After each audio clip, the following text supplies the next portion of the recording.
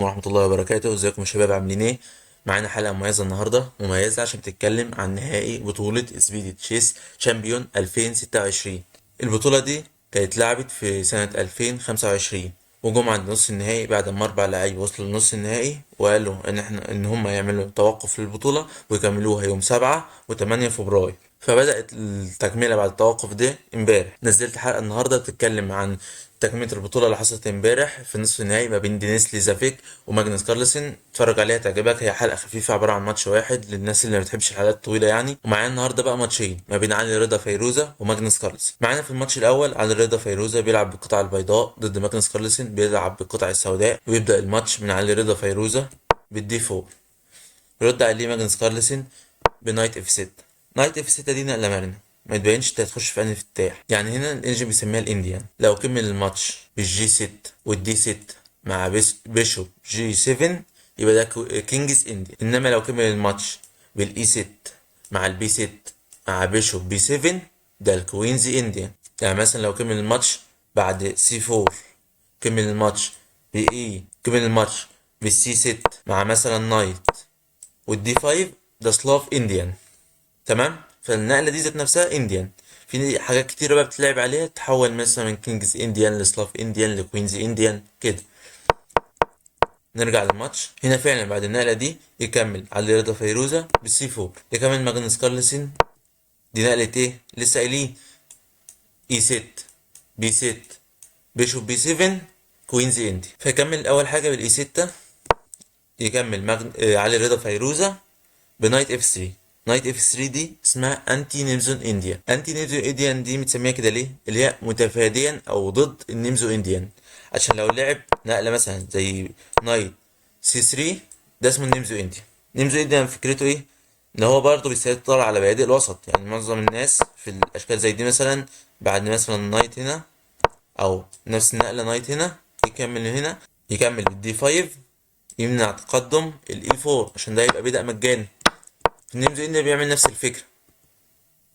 نيمزو انديان بعد النقلة دي وحصان سي 3 يكمل بيشوب بي 4.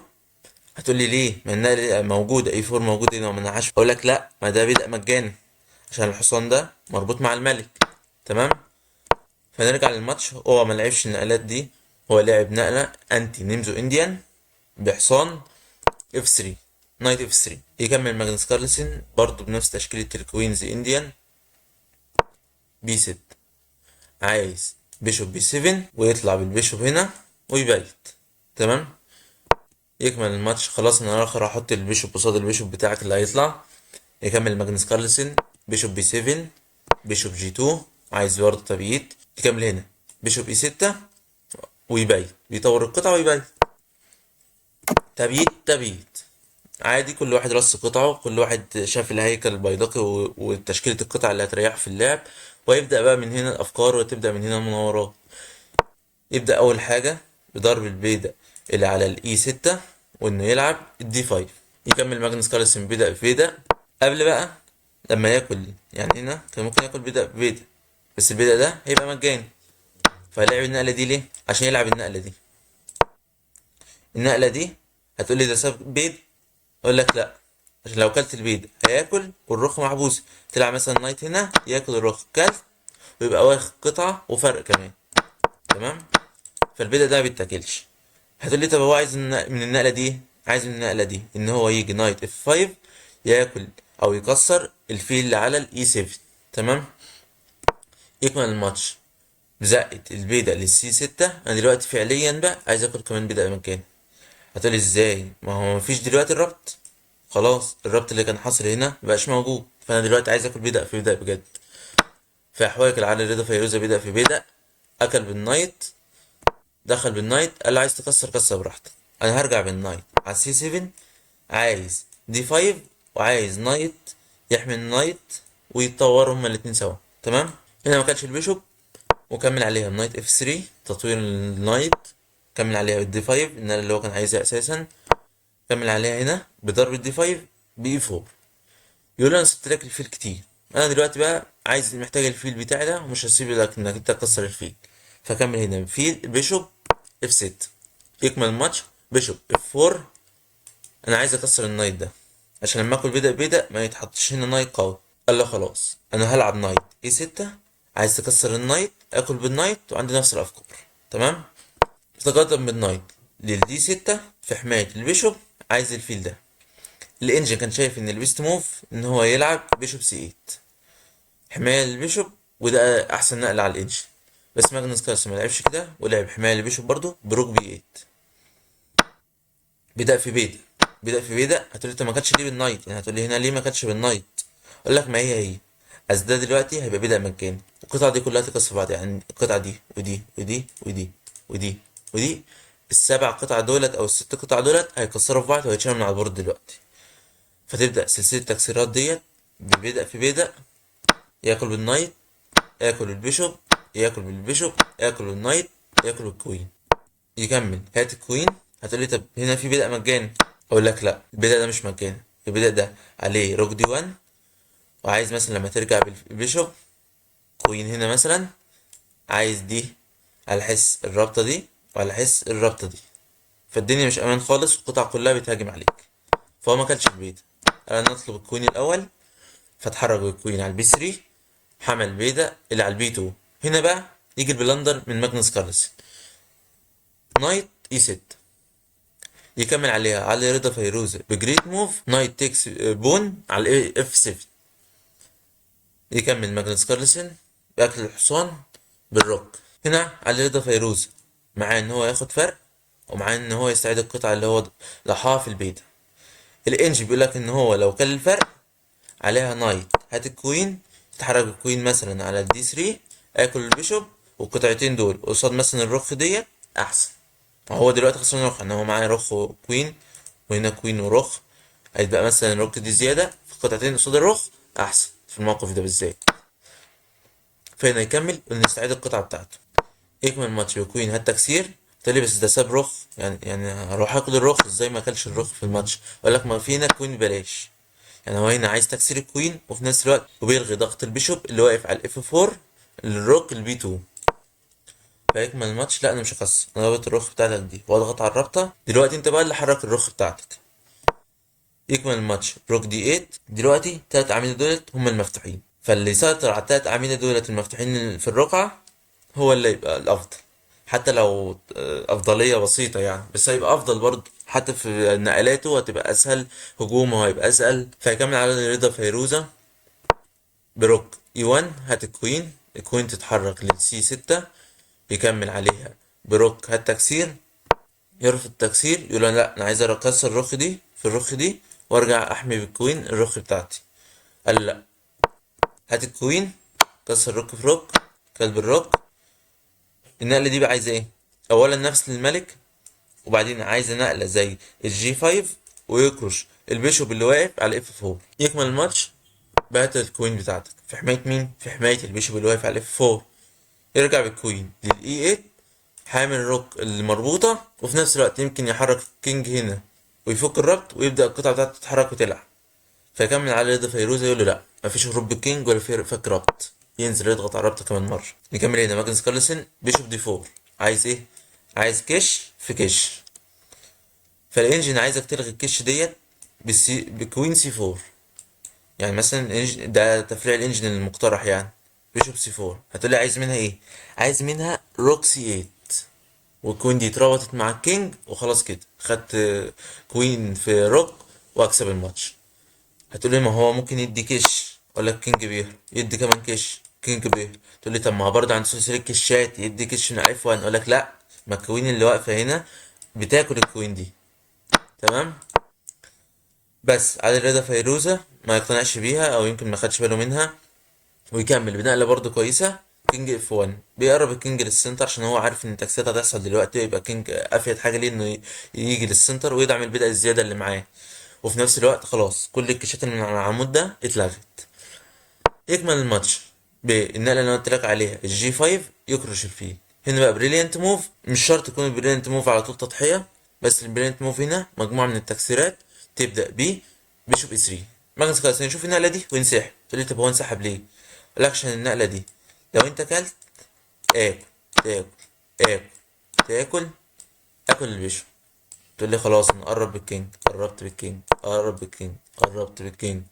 يقول لك هنلعب انتظار اتش 5، يقول لك انا كمان هنلعب انتظار اتش 3.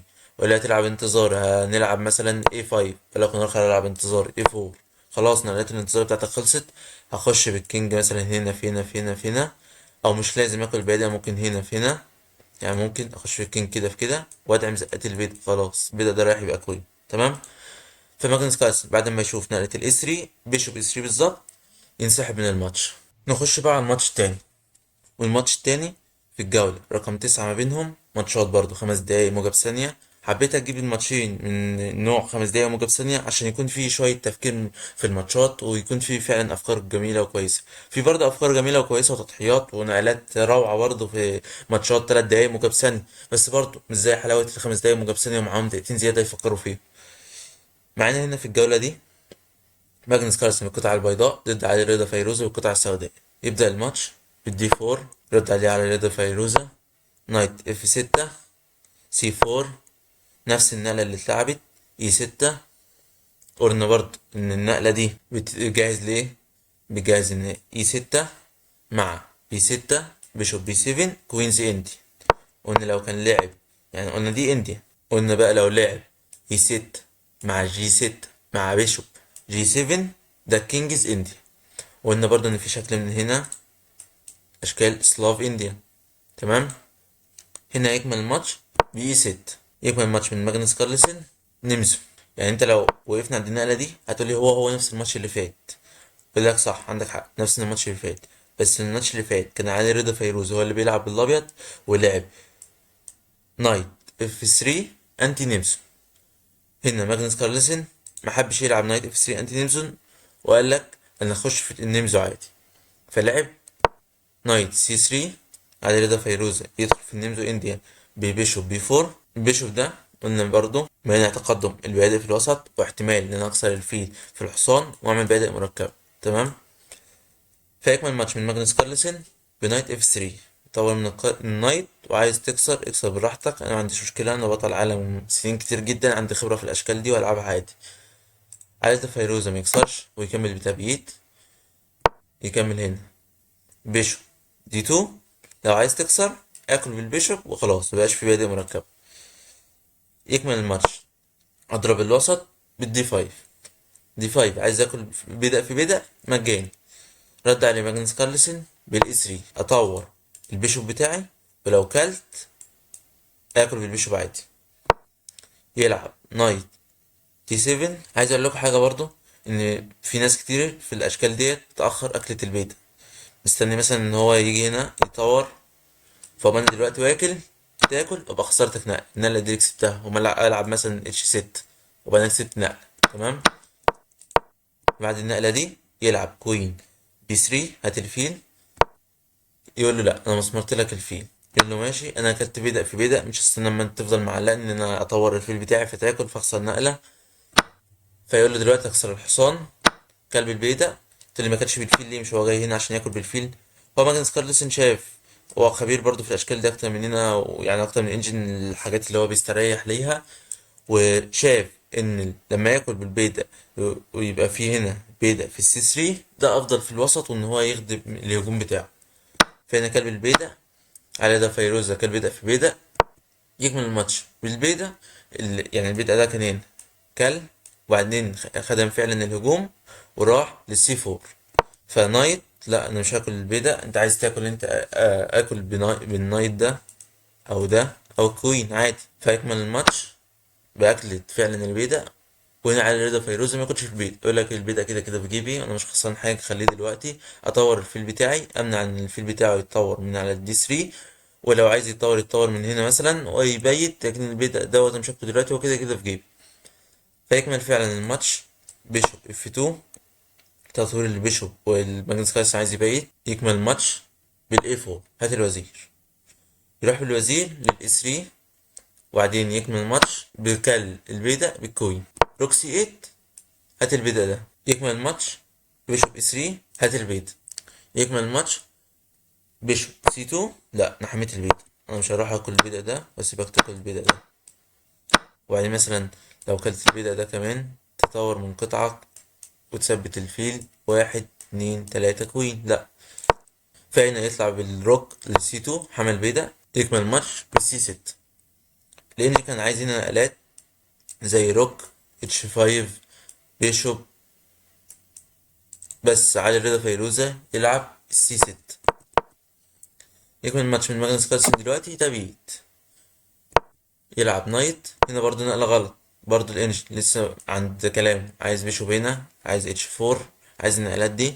هنا علي رضا فيروزة يلعب نقلة غلط ويلعب نايت دي 7. النقلة دي سمحت بانه يدبل الروكين، دبل الروكين فعلا.